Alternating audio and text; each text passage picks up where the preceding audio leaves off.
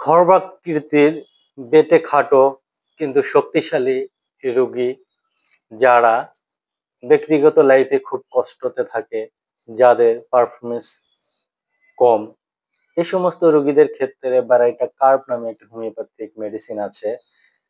তাদের কিছু গুরুত্বপূর্ণ লক্ষণ থাকে, যারা অনেক সময় এই লক্ষণগুলো প্রকাশ করে।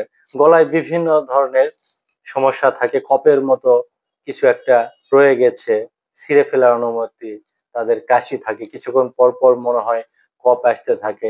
তাদের থাইরয়েড টিউমারের ক্ষেত্রে এইবার এটা কার্ব হোমিওপ্যাথিক মেডিসিনটি খুবই কার্যকরী। ঠোঁটের উপরে শক্ত বা নরম সিস্ট যদি থাকে, সেই সমস্ত রোগীদের ক্ষেত্রে এটি ভালো কাজ করে।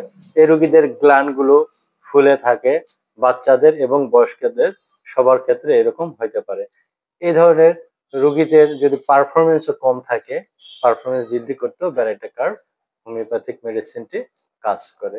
এটি সেবনের নিয়ম হচ্ছে 30 বা 200 1 থেকে 2 ফোঁটা 3 বেলা খাবারের আগে সামান্য পানি সহ সেবন করতে হবে।